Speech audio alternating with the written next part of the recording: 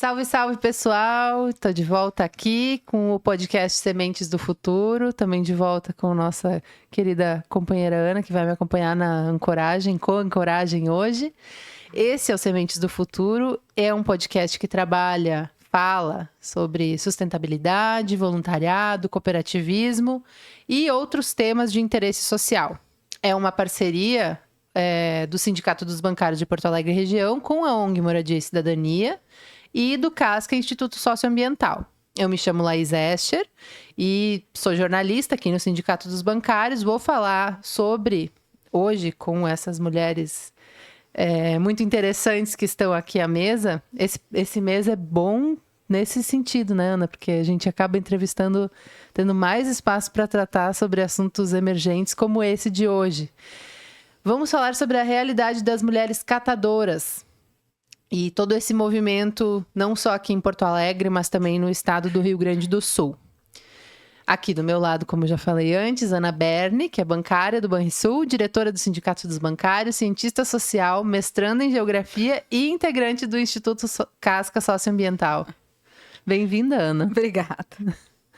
Também aqui na mesa de hoje, nossas convidadas especiais, Paula Medeiros, que é administradora e catadora de resíduos recicláveis há 30 anos, é cofundadora do Centro de Educação Ambiental, presidenta da cooperativa Centro de Triagem da Vila Pinto, secretária do Fórum Municipal de Catadores de Porto Alegre e também atua na Frente Parlamentar Estadual e no Movimento Nacional das Catadoras e Catadores. Bem-vinda, Paula. Obrigada. Também aqui conosco temos a Cléra Abreu, que é farmacêutica, homeopata, educadora ambiental e facilitadora de biodança. Ela é cofundadora do Recicla São Chico, do Instituto Ecocer e do coletivo Metamorfose. Bem-vinda, Cléra. Muito bem, obrigada. Então, meninas, vou começar com uma pergunta que é pedindo, na verdade, para ti, Paula, apresentar brevemente, assim, o Centro de Educação Ambiental Bom Jesus, como funciona, como surgiu e, enfim, conta um pouco para nós nesse... Então, o Centro de Educação Ambiental, ele tem tudo a ver com o mês da mulher, né?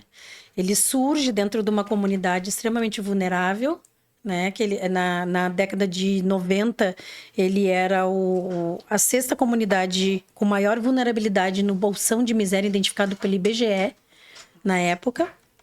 Né? Então, a gente não tinha lá na nossa comunidade saneamento básico, iluminação pública, né? Água potável, todos os direitos básicos, né, de um cidadão nós não tínhamos dentro da nossa comunidade. Então, o Centro de Educação Ambiental ele surge junto com os movimentos sociais, orçamento participativo, o feminismo, né? Na década de 90, tudo isso vem junto. Né? E o Centro de Educação Ambiental ele surge na expectativa, né, e na intenção de mudar a realidade das mulheres dessa comunidade, né, que na sua maioria trabalhavam para o tráfico de drogas dentro da comunidade, que era o comércio que realmente funcionava nessa comunidade na época, né? E que também queria trazer essa autonomia financeira, né? Porque justamente a autonomia financeira ia proporcionar todos os outros direitos, né? E sentimentos e trazer benefícios para essas mulheres, né? Que estavam nessas situações. Então, mães solos, né? Chefes de família. E a gente, então, fez esse resgate dessas mulheres. Na época, Marli Medeiros, que foi a fundadora do Centro de Educação Ambiental, junto, obviamente, com muitas outras lideranças da comunidade. E se iniciou, então, aí um processo de entender, principalmente, né, a questão de geração de trabalho e renda para transformar essas vidas femininas dentro dessa comunidade. Então, surgiu, assim, o Centro de Educação Ambiental, com o objetivo claro de transformar vidas femininas dentro desse local. E já vem se modificando há bastante tempo, imagino, porque deve ser uma realidade que com os últimos anos tem mudado muito, assim. Sim, com certeza. Década de 90, a gente, como eu falei, junto com os movimentos sociais, né? E uma gestão totalmente diferente do que a gente encontra hoje na cidade, né? Então, a gente conseguiu... hoje, a região leste, que é onde fica o bairro Bom Jesus, a comunidade Vila Pinto, onde a gente está localizado, ele é uma região que é quase um reduto, assim, de movimentos sociais. Então, ele tem muitas instituições sociais, né? Tudo foi se criando junto nesse período, assim, né? Então, todas as melhorias que se teve foi através dessa participação popular e ativa dos moradores da comunidade, né? Então, a gente enchia ônibus, muitos ônibus, e ia para o orçamento participativo para conquistar as demandas através do orçamento participativo, né? Então, hoje a gente entra a questão da organização urbanística da comunidade, apesar de ser precária, né? Ela tem as suas ruas bem delineadas, né? Tem as casas, na época as casas todas eram feitas de lata de azeite, a gente tinha muito essa visão de casa feita de lata de azeite, de tábua, né? E hoje a realidade já é muito diferente, apesar de ter, né, as suas vulnerabilidades estruturais e urbanísticas, é muito melhor do que quando a gente iniciou essa caminhada, né? Então, todas as conquistas, e sempre muito com as mulheres à frente disso, né? Levando seus filhos, inclusive, nesses espaços políticos de conquistas e de demandas, né? Para melhorar e transformar esse local onde se morava, né? Então, a partir do momento que se asfalta uma rua, que se tem água potável, né? Que tem acesso ao saneamento básico, que tu tem uma escola dentro da tua comunidade, né? Então, as pessoas começaram a ver, bom, olha só, nós não estamos... A gente não está errada, né? A gente está conquistando coisas. E aí, realmente, foi fulminante, assim, essa união, né? Essa junção de todas essas mulheres para conquistar direitos, né? E melhorias para a comunidade onde a gente mora. Nossa, as duas próximas perguntas que a gente tinha programado para fazer, tu já respondeu, que era sobre como conciliar o trabalho com a representação política e social das mulheres e dos catadores, homens também. Então, acho que eu já vou passar para a próxima, que é a que está borbulhando atualmente, que é sobre a PPP dos resíduos sólidos, proposta pela prefeitura, que é um verdadeiro ataque à categoria dos catadores e catadoras. Queria ver contigo o que tu percebe quais tu acha que são os pontos mais problemáticos nessa proposta do Melo. Então, a primeira coisa é que essa questão da PPP, ela é um modelo, né, de gestão, de gerenciamento de resíduos sólidos, que não permitiu, pelo menos essa, né, não permitiu a presença, a participação popular das pessoas, principalmente catadoras e catadores, né?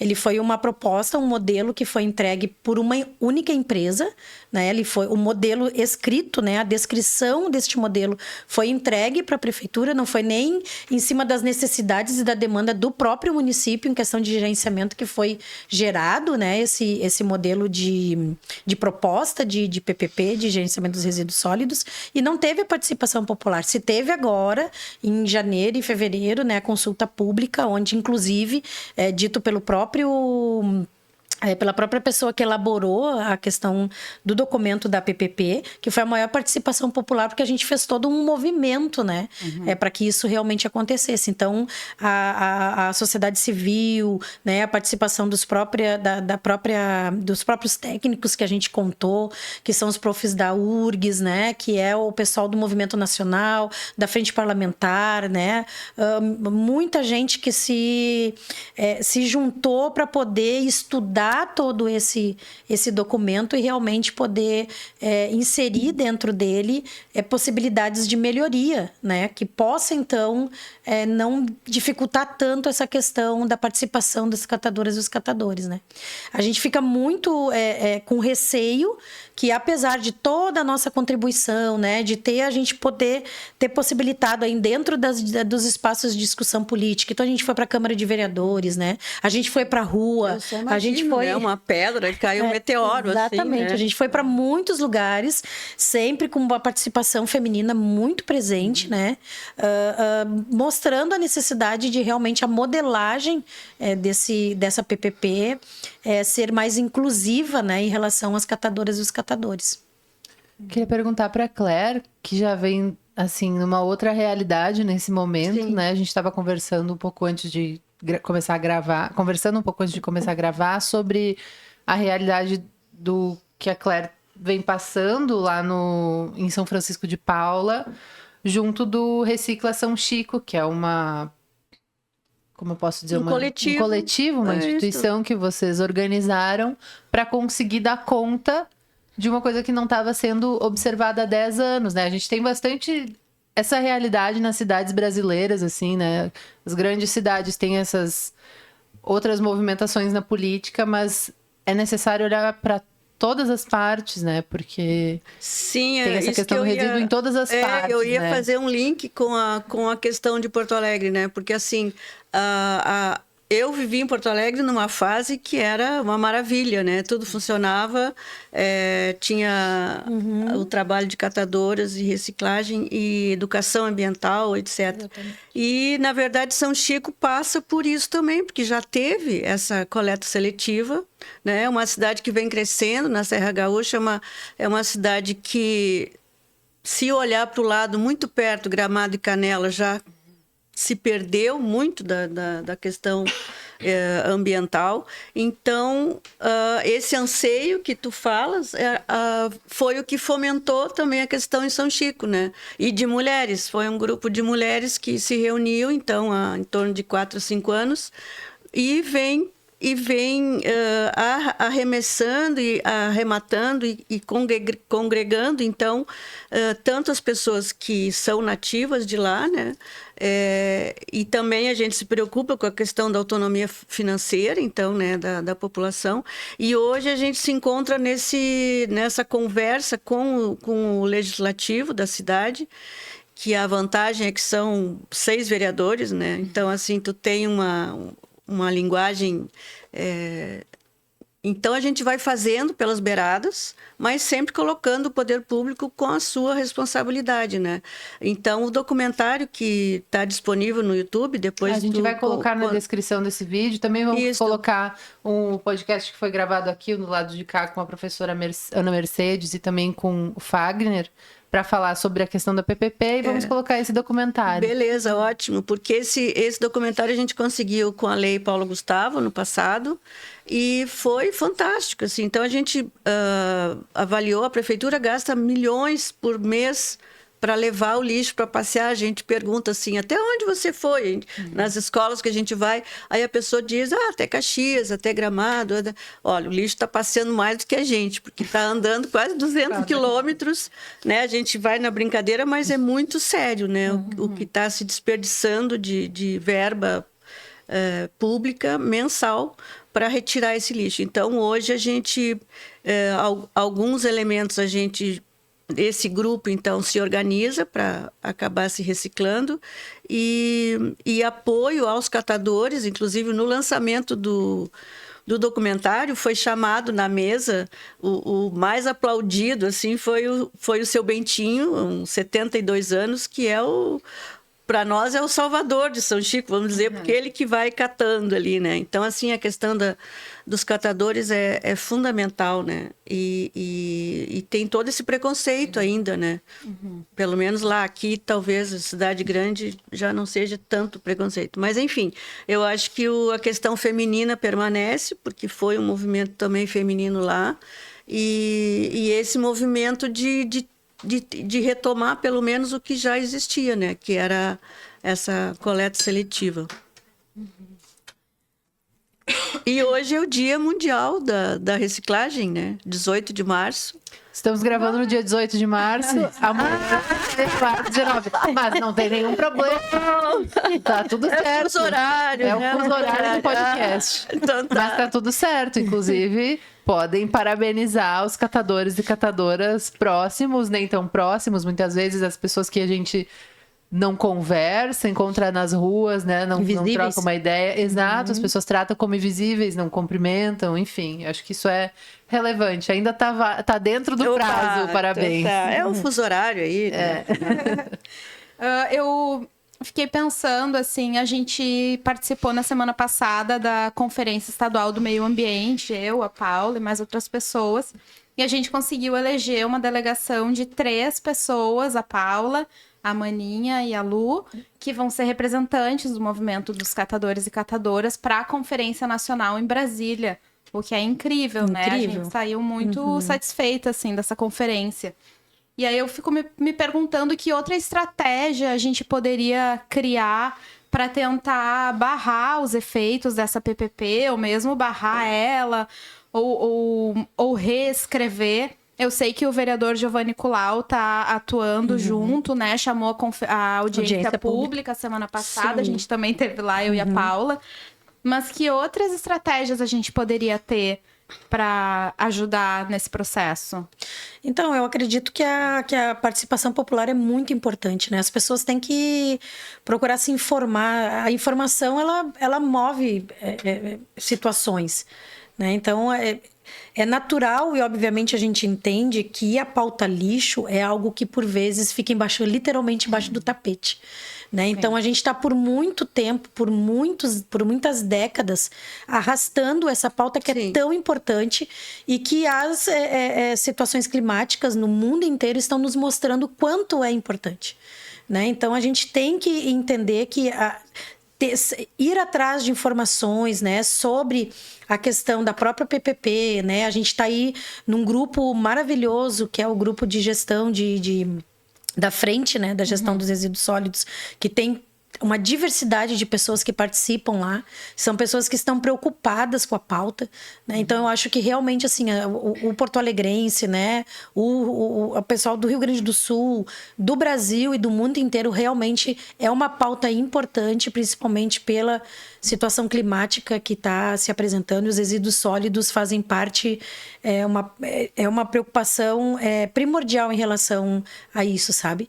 E então acho que o pessoal tem que procurar se informar, procurar se preocupar com isso, né? Não achar que depois que coloca o seu resíduo fora, ele some, né? Ele tem um longo caminho, como trouxe, né? A Claire trouxe para nós. E isso é uma preocupação que eu acho que tem que ser de todos, né? Não é uma solução que somente catadoras e catadores têm que se preocupar, né? Toda a população está sendo atingida por soluções e por encaminhamentos de poucos, né? E a gente se preocupa muito, muito com essas soluções, que é uma concentração de renda para alguns. E eu só completando, talvez, o apoio de outros estados, né, e outras cidades aqui no Rio Grande do Sul que tem já cooperativas, de repente fazer um movimento de cooperação com Porto Alegre, entendeu? Porque Caxias tem a Paz e Bem, que recolhe, que recicla, enfim. E São Paulo, então, mais do que nunca, né, fazer uma rede de apoio. Inclusive, o Fagner, quando esteve aqui, Paula, ele contou sobre uma situação específica, que Porto Alegre é a única cidade que não tem um salário, um contrato direto com os catadores, né? Exatamente. Que eles recebem somente... Só o que comercializa. Exato. Isso é muito delicado, porque a pessoa já está num trabalho que, enfim, exige muito de diversas formas, assim. Não, e complemento, né? Além de ser um dos únicos municípios do Rio Grande do Sul que não tem um contrato justo pela prestação de serviço que as catadoras e os catadores entregam, ainda sofrem descontos em cima do contrato. Né? Então, não é pago o contrato pela prestação de serviço, né? Só garante aquele vínculo, na verdade, com a prefeitura. E ainda sofre descontos, como, por exemplo, o próprio rejeito. Tu tem uma porcentagem do rejeito para te entregar para o aterro sanitário por mês. Se tu entregar acima daquela porcentagem, tu é descontado. Então, as catadoras e os catadores ficam responsáveis pelo rejeito e pelo orgânico que a população porto-alegrense gera. Né? Então, é uma coisa que não... surreal. É surreal. É uma fórmula que foi colocada naquele contrato que nem mesmo a gestão pública, né, consegue encontrar ali um entendimento do porquê que se aplicou esse tipo de fórmula a esse contrato, né? E queria aqui hoje trazer, falando sobre PPP, sobre as soluções de gerenciamento sólido em Porto Alegre, essa questão dos próprios containers, né? Que agora teve aquela foto polêmica, né? Daquele catador dentro do container. Então, a gente viu um vídeo, né? Onde a gestão municipal me entrega ali um investimento de 84 milhões para aquisição de equipamentos, caminhões novos, containers vindos da Itália, né? Então, é uma tecnologia, uma inovação super avançada, mas 2 horas depois da matéria, estavam mandando mensagem para as 17 unidades de triagem para ver se a gente recebia esse resíduo de forma gratuita, para fazer uma prestação de serviço gratuita, da qual a gente já faz. Né? Então, a solução para isso sempre acaba sendo catadoras e catadores que nem sequer recebem para isso. né? Então, a gente não consegue compreender como que não se pensa nas soluções finais, né? E só pensa nessa questão de aquisição de equipamentos, de tecnologia, que no fim acaba dentro de uma unidade de triagem, né? Paula, eu fico pensando, acho que talvez nem todo mundo viu a foto ou viu esse novo container. De repente, tu podia nos contar um pouco qual que é a diferença, qual que é o problema que tem Então, os containers, eles vieram para Porto Alegre em 2011, né? Entendendo a gestão municipal como uma tecnologia. Ele iniciou em 2011 com 2 modelos. Era o container cinza, que era para orgânico e rejeito, e o container verde, que era para o resíduo reciclável. Né? Já lá, acho que nem um ano da aplicação desse modelo, né? Já se percebia que é uma coleta automatizada e já se percebia que realmente não daria certo, né? Por diversos motivos. Até porque foi aplicada esse modelo sem se pensar numa educação ambiental efetiva e ativa dentro do município. Larga né? o troço lá e não educa a Não teve uma orientação, não teve uma informação, não teve um fomento em relação ao uso correto desses containers, né? Isso foi se espichando, a gente sempre indicando a categoria das catadoras dos catadores, tanto a categoria, né, organizada e formalizada dentro de UTs, quanto os autônomos, catadores de rua mesmo, sempre apontaram as dificuldades, né, como sendo a gente os profissionais e os especialistas para falar sobre as dificuldades que a gente encontra dentro de gerenciamento de resíduos. E os containers é um modelo que a gente sempre falou que não daria certo. Né? E não deu certo e não dará certo, infelizmente. Não é que a gente quer fazer uma crítica, né? Dizer, óbvio que a gente não quer que dê errado as coisas, a gente quer que dê certo, né? Só que surgem ideias que a gente não consegue... São fora da realidade. Fora da realidade, inclusive fora da realidade de Porto Alegre, Exato. né? A partir do momento que tu não trabalha educação ambiental de forma efetiva, tendo catadoras e catadores dentro de escolas, dentro de empresas, né? Tem que envolver a comunidade. Exatamente, né? Tem que envolver as pessoas que são especialistas Existem nisso, né? muitas empresas que fazem esse contato direto com restaurantes, enfim, com diversas empresas. Ok, é uma parte, mas assim... Existe a questão, né, o lixo residencial, sei lá se eu posso dizer assim, o resíduo, como é que eu poderia citar? E essa era a minha próxima pergunta. A gente, quando está falando de lixo, resíduo, rejeito, o que é lixo orgânico, o que é resíduo orgânico, posso chamar um catador de reciclador? Essas coisas eu acho que é importante a gente contar para as pessoas, porque... Eu trabalhei há um tempo com uma usina de compostagem. Então, esses resíduos eu aprendi a lidar. Aí, toda vez que eu vou falar de resíduo sólido, lixo seco, as pessoas ainda dizem... A gente se confunde. Sim. Nos ajudem, meninas.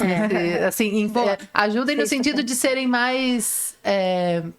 Didáticas, né? Bom, a grande diferença que eu vejo, né, que é tão simples, que é a questão do orgânico, os restos de alimentos, né, com o que vai ser reciclado. Então, essa é a grande sacada, vamos dizer assim, e eu acho que 90% é o que atrapalha, porque se você tem ali um saco de 10 quilos, mas tem uma gotinha de iogurte ou de leite, mela tudo, né? Exatamente. Usando bem o linguajar, né? Então, assim, e é tão simples, né? Lá em São Chico, por exemplo, como a maioria das casas tem hortas, então, assim, a gente fica assim apavorada como que a pessoa não se dá conta, né, que aquele orgânico vai para aquela horta que está ali no pátio, né? Diferente de Porto Alegre, que tem os prédios, e que mesmo assim tem a questão do projeto dos baldes, que a gente fica sabendo, né? Os baldinhos, né? Imagina, então, assim, a parte do quê? Dessa virada de chave que cada um tem que fazer. Claro que o poder público tem que continuar fazendo, mas se não passa pela mudança de chave da gente saber que o planeta está terminando, que essas questões climáticas não são ocasionais, né? Então, a gente tem, o orgânico, né, que separa do lixo seco. E dentro do lixo seco, aí, então, vem o alumínio, vem o vidro, vem o papel, E dentro do plástico, então a gente precisaria 2 podcasts porque no Japão são 8, em torno de 8 separações só se você pegar uma garrafinha de água, é o tipo de plástico, o tipo de tampa, o tipo de tinta, a cor. Então, não daria tempo de ficar falando aqui no plástico. Recentemente a gente teve o Beatles Festival em janeiro, em São Chico, e a patrocinadora, não sei se eu posso dizer o nome, mas enfim, estava lá toda faceira que tinha copos recicláveis embaixo. E a nosso pedido, a gente fez um recolhimento da maior parte do lixo do festival. E no outro dia, passamos o dia lá separando. E quando a gente foi ver o tal do copo, ele está escrito reciclável, mas ele não tem a reciclabilidade. Palavrinha. Ainda bem que tu não falou o nome da empresa, então. Isso aí. Aí fala. Mas a gente foi falar com eles porque, tipo assim, não... Talvez, inocentemente, o marketing ali não tinha se dado conta, porque E quando chega na usina, é aí que o bicho pega, né? Exatamente. Porque, assim, a empresa, para vender, ela compra o tal copo que está escrito ali, mas no fim das contas, se não tem no Brasil quem faça, adquira aquele plástico, não adianta, entendeu? Ele é reciclado lá no fim da China, ou lá na Rússia, entendeu? Então não adianta. E como é que se vê isso? Como é que a gente sabe quando a gente vai comprar um produto e tá num plástico? Como é que eu vou olhar para ele e priorizar? Os resíduos, eles têm uma numeração que é para identificar eles, que é de 1 a 7. Isso. Né? Eu poderia aqui dizer, de forma muito prática, que o 7 vocês nunca usem. Porque o 7, ele é uma junção de polímeros plásticos que nunca vai ser reciclado. Né? Aquilo ali foi um produto que, para sair de forma mais barata para quem gerou, eles juntam vários polímeros e fica o número 7. Então, o número 7 é um perigo total. Né? Um exemplo de número 7, tubo de televisão, das televisões antigas. Esse é um modelo do número 7, por exemplo, né? Que é um resíduo que nunca mais vai entrar para o ciclo da reciclagem.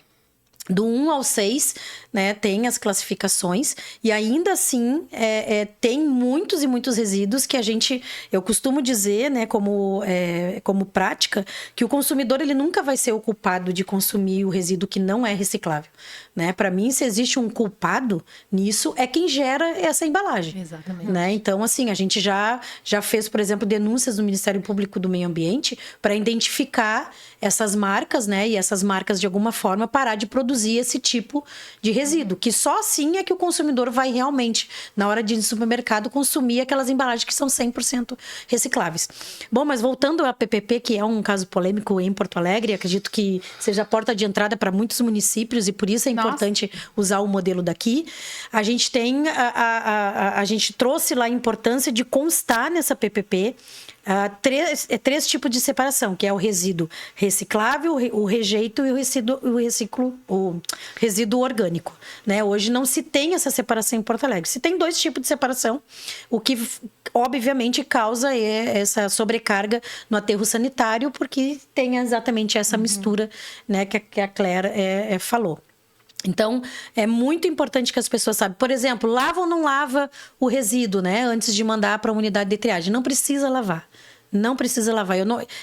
Os técnicos, né, e os químicos pode ser que saibam explicar isso, mas tem alguma ação química que acontece até esse resíduo chegar na UT, que esse produto seca dentro desse resíduo, né? E isso não vai dar problema para nós. O que não pode é ter o excesso. Né? Porque o que acontece hoje, né? Contaminar as embalagens. Para não contaminar, que é o que a Claire trouxe também. Porque o que acontece hoje, né, gente? A gente é induzido, todo consumidor é induzido a comprar a embalagem. Nós hoje não consumimos o produto. Né? Isso é fatal. É fatal, né? Tu vai no mercado, tu compra a embalagem que é mais bonita. E às vezes nem é a mais barata, é só porque é mais bonita. Né? Então, essa coisa do design da embalagem é algo que precisa ser muito falado, né? Falado, denunciada. denunciado, Sim, a questão, né, do marketing. Do das marketing, empresas. porque, por exemplo, o próprio vidro, né? O próprio vidro é um vidro, o acrílico, que hoje acompanha muitas embalagens de perfumaria, por exemplo. Vocês podem notar, vocês começam a notar as coisas. Entre numa loja de perfumaria para vocês verem o tipo de resíduo que tem lá. Tem muito vidro, mas tem muito acrílico. Acrílico é número 7. Acrílico é número 7. Então, vocês vejam, né? Então, tem muitas curiosidades. Teria muitas coisas pra gente trazer aqui pra alertar as pessoas a não consumirem, né? A gente pode fazer mais um programa, né? Mais específico pra assim, isso. mais educativo, vamos dizer assim. Porque essas coisas são dúvidas. Na minha casa, quando morava junto da minha família, dos meus pais, meus irmãos, era constante briga de que lava ou não lava? Quem coloca onde o lixo? Vou fazer o que? Eles misturam depois no caminhão, mas tem dois containers. Não era aqui em Porto Alegre. Enfim, essa é uma questão importante. Importante também, uma coisa que que eu imagino que a Ana também pense nas pessoas que vão mexer naquilo, lidar com aquilo. Então, em geral, também a gente lava, né? Mas sabendo que não precisa lavar quando não tá muito sujo, a gente lava porque, assim, eu sempre penso, claro, aqui em Porto Alegre o saco de lixo não fica muito tempo ali dentro, né? Mas eu penso, se eu ficar com isso aqui 2 dias fechado dentro da minha casa, se eu abrir, esse cheiro não vai ser legal, sabe? Mesma coisa os cacos de vidro, não é uma coisa antiga, assim, mas, poxa, quando for descartar alguma coisa assim, um caco de vidro, né? Fechar, identificar bem, pensar em quem vai ter que lidar com isso, de fato, né? Por questão de armazenamento mesmo, para evitar a questão do cheiro, né, do odor que isso possa vir, realmente, mas daí é importante a questão do reuso da água, por exemplo, né, não utilizar uma água potável, né, para justamente só lavar aquele resíduo, né, porque a gente está contaminando a água vai pro Guaíba, a gente contamina o Guaíba, então o ciclo ele nunca termina, na verdade, né. A gente sempre fica nessa tensão de reduzir o dano, né? Exatamente, então eu acho que é uma informação importante de trazer, que não é uma preocupação essa lavagem, a não ser essa preocupação que as pessoas realmente têm, né? De como guardar isso dentro das suas residências, né? E pensando assim nessa coisa da reciclabilidade que vocês falaram, a gente sabe que a taxa de como é que fala? Reciclável, Taxa de reciclagem é super baixa. O que acontece? Por que não se recicla mais e para onde que vai isso? Pensando em quem tá ouvindo, que às vezes não tá nem um pouco familiarizado com o tema, né? Então, são algumas...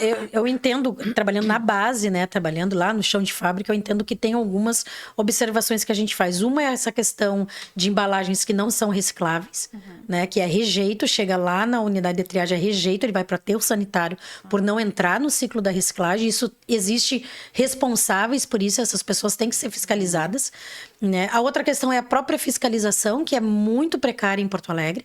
O próprio Departamento Municipal de Limpeza Urbana admite que não consegue ter uma fiscalização efetiva, né? Isso que é a fiscalização efetiva? Efetiva em órgãos públicos, em condomínios, em empresas, né? Para ver se realmente a prática dessa separação da coleta seletiva está acontecendo, né?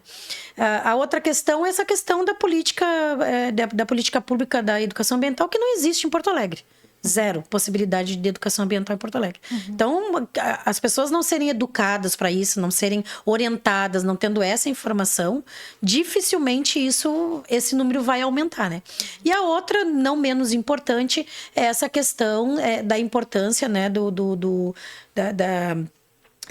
valor que agrega, quanto mais resíduos ir para o aterro sanitário, porque essa empresa ela ganha por quilometragem para levar para o aterro sanitário, né? Então, quanto mais tu rodar o teu caminhão levando resíduo lá para Minas do Leão, né? Mais isso agrega valor para a empresa, né? Então, são vários fatores, né, que deveriam melhorar para a gente poder ter um resultado efetivo nesse aumento, né, da porcentagem de reciclagem em Porto Alegre. Isso não só Porto Alegre, vários municípios, né? Eu completaria que é a velha questão política de que a educação não se dá o mínimo valor, e a educação em geral, né? E principalmente agora a educação ambiental. Então, isso deveria já se mudar em sala de aula, questão número 1, né? De falar que planeta que essas crianças que hoje estão na 7ª série, as que conseguem vaga, né? Então, assim, que futuro que essas crianças que planeta que essas crianças vão ter, né? Então, assim, o descaso é geral, né? Então, e aí agrega com a imprensa que divulga como se divulgou, como se divulga qualquer crise climática, eles não dizem que está associado à questão ambiental, né? Não, pegou fogo em Los Angeles, ou alagou a própria enchente aqui em maio. Então, sim, é o clássico lead, o título da matéria que diz chuva castiga moradores. Não é a chuva que é a culpada. Sim. Né? Isso é uma coisa muito importante mesmo, Claire, de refletir e como essa informação chega para as pessoas de que responsabilidade, não elas especificamente, não a gente sabe que o problema não é individual justamente, né? Mas de como todo mundo tem parte naquilo, que empresas que estão relacionadas com aquilo, né? Qual é a porcentagem que vai escutar só um Netflix ou só um documentário específico totalmente atualizado? Não, a maioria está ali nas redes, na TV aberta, ouvindo que não tem nada a ver uma coisa com a outra. Então, quer dizer, você desliga, ainda vai dormir culpado porque não ajudou o vizinho, não ajudou. Caramba, tem que mobilizar a indústria, né, de parar de produzir esses plásticos, né, primeira coisa. E a gente vê esses encontros mundiais com os planejamentos que pouco se define, né? Pouco se... Os próprios acordos setoriais relacionados à reciclagem, né, Gris? Quem fazem os acordos setoriais? Os empresários, entendeu? Exato. Se tivesse lá uma parcela de catadores e catadores realmente falando, né, como deveria ser um acordo setorial, teria um outro sentido, entendeu? E o que é mais estranho é que aí de fato avançaria. Claro, esses que já são muito ricos perderiam um pouco de dinheiro, mas não iam nem ver. Estamos aí para isso. Queria perguntar se vocês têm mais alguma colocação, já estamos chegando no momento final. Eu queria, só porque ela estava falando da mídia, daí eu me lembrei que eu vi uma reportagem, eu acho que da RBS, ontem ou hoje, que o cara da prefeitura fala como se a prefeitura apoiasse o trabalho dos catadores e catadoras. E eu queria que a Paula desmentisse, se fosse possível. Não, eu desminto com uma maior facilidade, né? Então, a gente já, inclusive, assentamos, né? A categoria das catadoras e catadores, ela prima pelo diálogo junto com a prefeitura, né? A gente tenta, por diversas vezes, fazer com que isso realmente ocorra, né? Mas matérias como essa nos entristece, no mínimo, nos entristece, né? Primeiro porque o secretário nos classificou como recicladores, né? E nós não somos recicladores, nós somos catadoras e catadores, já ajudando no termo, né, para a Laís, né? Recicladores é quem faz o beneficiamento já desse resíduo, podendo sim acontecer isso dentro de uma unidade de triagem de catadores, né? Mas é um formato diferente. Então ali ele traz, né, diversos investimentos para a categoria, né, inclusive uma delas insistindo nessa ideia de que catador tem que mudar de profissão, né, como desvalorizando, né, uma profissão que eu tô há 30 anos, por exemplo, né, e não quero mudar, me formei agora, né, em administração e não quero sair do galpão onde eu trabalho como catadora, que tem um outro ideal, né, para trabalhar numa empresa como secretária, por exemplo. Não desejo, né? Eu quero permanecer como catadora, né? Então, ele declarar esse tipo de coisa, né? Isso, no mínimo, nos entristece vindo de um gestor público, que, inclusive, já sentamos, já conversamos, né? Falamos da importância da categoria, ser essencial para o município. E essas soluções, mais uma vez, são soluções que não têm a participação, né, de catadoras e catadores e que acaba dando um caminho que não dá certo. Como já tivemos outras experiências em Porto Alegre na mesma tentativa, né? E vou pedir para a Claire que, claro, faça suas considerações finais, mas quero fazer o mesmo apelo, assim, como a Ana fez para a Paula. Eu sou uma pessoa de cidade pequena do interior, a cidade de onde eu venho, hoje moro em Porto Alegre, mas enfim, a cidade de onde eu venho tem 3.000, no máximo 4.000 habitantes. E as pessoas, quando estão no interior, se sentem muito sozinhas. Que incentivo que tu daria para essas pessoas que têm poucos pares e querem mudar essa situação no interior? Pois então, eu diria que hoje não existe mais cidade isolada ou ser humano isolado. Estamos todos num planeta, né? Não tem o que botar fora. Então, esse sentimento que você traz de um tempo atrás, hoje com a conectividade, com a internet, você está ligado a tudo.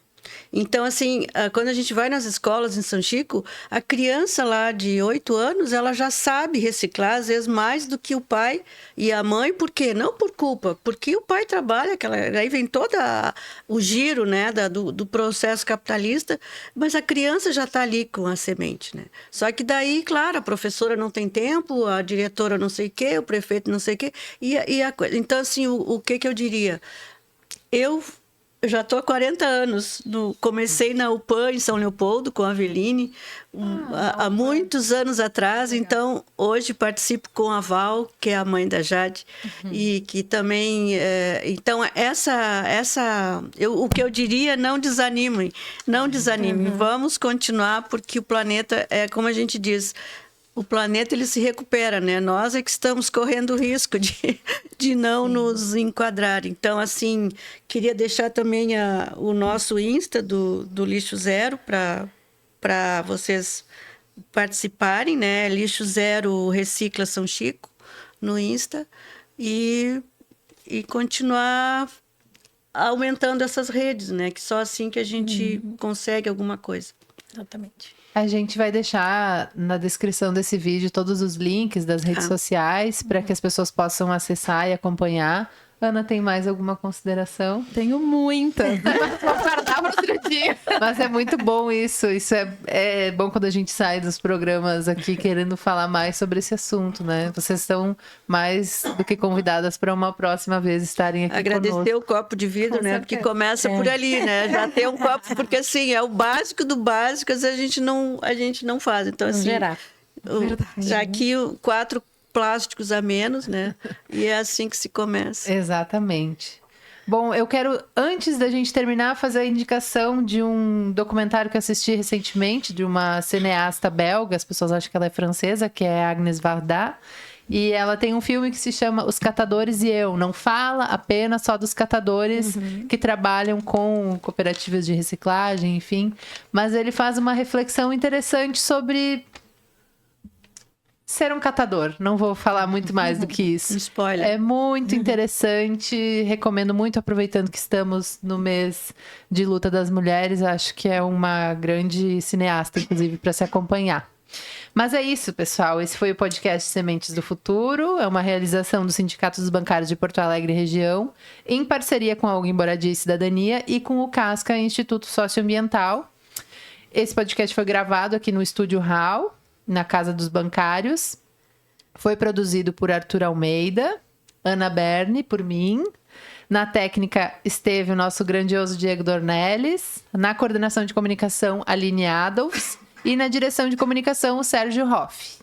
Eu agradeço a audiência de todos vocês, agradeço a presença das nossas convidadas. Nós agradecemos. E convido todos que estão assistindo a compartilhar esse episódio, curtir, comentar, divulgar para os seus amigos, colegas e espalhar mais sementes do futuro por aí.